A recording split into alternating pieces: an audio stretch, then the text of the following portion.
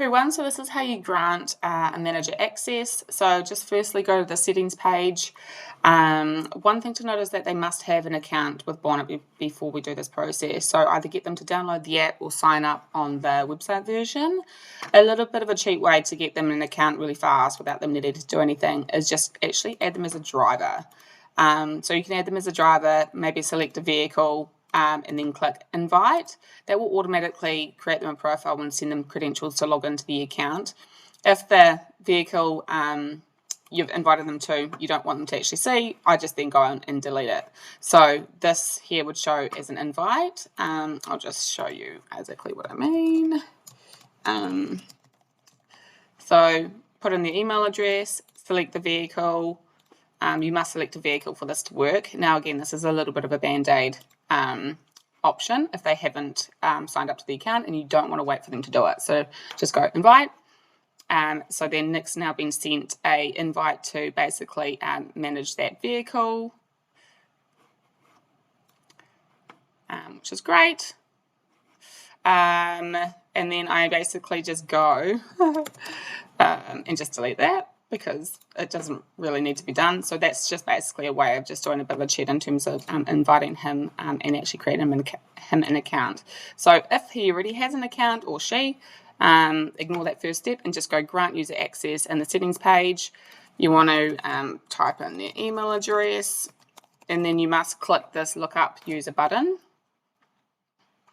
User found. And then vehicle access. So this is basically like, do you want Nick to view and edit all of your vehicles, or if you've got multiple branches, or if your vehicles are at different sites, you can go specific locations only. And then what shows here is basically all the different locations you've put in the vehicles. So this doesn't need to be Rotorua or Tauranga. It could be like worksite 1, worksite 2, anything really. It's just a collection of what you've entered in terms of the location field for each vehicle. So if this branch manager is just doing those 3, then they'd only see the vehicles from those 3. But more than likely, it'd probably be all vehicles. And then you've got your permissions. So by default, we're giving them the view access. You can also untick the ability to edit vehicles. So that's date, servicing, anything that you can edit. But we have it checked there because generally speaking, you probably do want them to edit the vehicles. And then we've got another permission here, which is, can this person add vehicles to my account? Now, our billing is dynamic. So if Nick was to go and add 10 vehicles to the account, your billing will go up 10. Same goes for delete vehicles. So if he goes and deletes 10 vehicles, it'll go down 10. So just know these 2 permissions here actually can affect your billing. And do you want this person to be able to do that or not?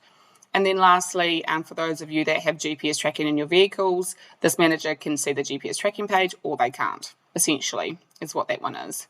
So then I go grant access, and then next time Nick logs in, he will then see all of these vehicles on his profile. And yeah, that's pretty much it. Thank you.